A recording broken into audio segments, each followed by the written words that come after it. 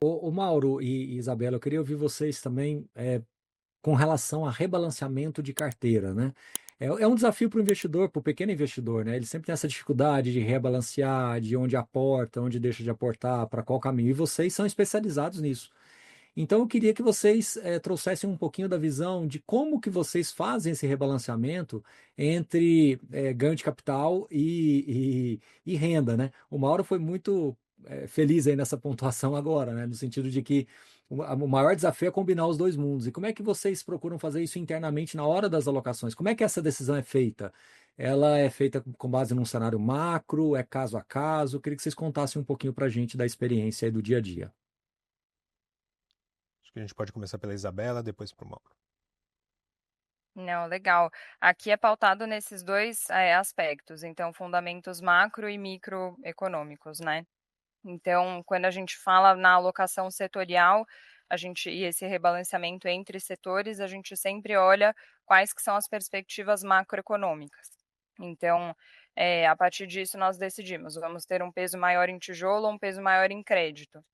E aí, nós olhamos o micro, né? Então, analisamos tese a tese dos fundos, a qualidade dos ativos que estão dentro daquele portfólio, a gestora por trás, né, daquele portfólio, nível de alavancagem, que é uma questão bastante importante, sobretudo agora nesse momento onde os juros ainda estão em patamares altos. E com base nisso, nós vamos rebalanceando a carteira, e aí, como você comentou, combinando essas duas estratégias. Como o nosso foco é entregar um rendimento recorrente para o cotista, nós temos que combinar recorrência e ganho de capital. Então, nós fazemos hoje, né? Nós olhamos para os fundos de crédito e operações de crédito com um olhar mais de recorrência e para alguns segmentos de tijolo com um olhar mais de ganho de capital.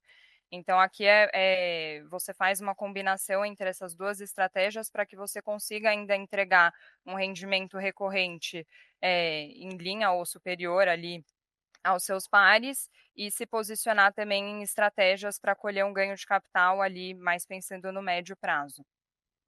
Mauro.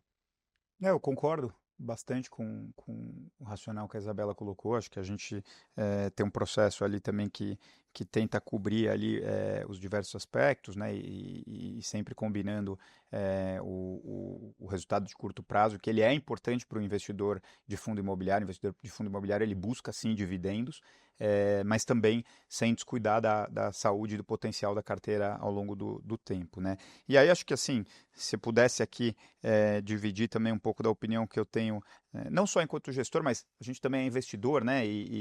Enfim, e acho que essa classe está cada vez mais ganhando aí número de investidores, pessoas físicas.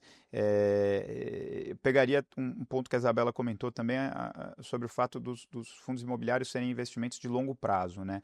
Então, eu acho que os investidores eles têm que avaliar uma carteira que seja adequada ali para o risco e o perfil que eles têm e montar as posições e avaliando isso ao longo do tempo, né?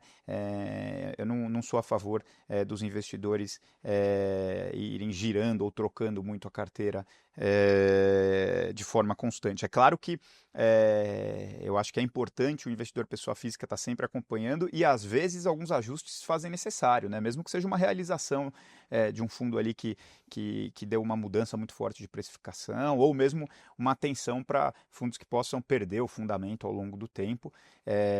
Mas eu acho que não só para os gestores, Baroni, mas também para os investidores pessoa física, é um desafio importante esse, em que eles têm que sim aproveitar oportunidades e fazer giros pontuais, mas buscando um olhar no longo prazo, né? Num país como o Brasil, que tudo é tão volátil, se você se movimenta de forma muito constante, você acaba às vezes perdendo alguns movimentos. Uhum.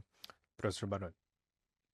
Eu queria aproveitar, já que o Mauro toca a palavra, eu queria ouvir, mas a Isabela, obviamente, pode também complementar, mas é porque a Rede tem sido muito vocal nessa questão de ETFs, tudo. Eu queria, assim, bem objetivamente, assim, para ajudar os quase 3 milhões de investidores que sempre pedem essa questão, qual que é a real diferença, Mauro, e, de novo, depois a Isabela, entre um FOF e um ETF? Aonde você vê vantagens e desvantagens? Como é que o investidor deveria enxergar isso? E você vê futuro para os ETFs de fundos imobiliários no Brasil também? Tá, eu acho que tem algumas diferenças, não é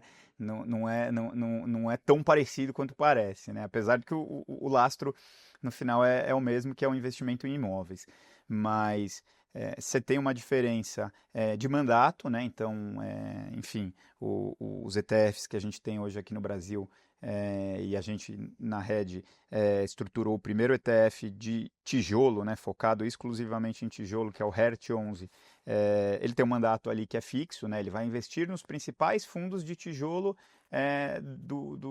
dos fundos imobiliários que existem, né? Ele não vai ter crédito e ele não vai ter fundos de tijolo que sejam pequenos ou pouco relevantes. Então ele tem lá o critério bem específico. Enquanto que os FOFs, eles têm um mandato mais ativo que, como a gente comentou aqui ao longo do programa, vão buscar mexer no portfólio ao longo do tempo, ter atividades que façam extração de valor. Então, eu acho que a primeira diferença é mandato, né? Aquele investidor que quer estar mais setorial passivo ou o investidor que está delegando para um gestor.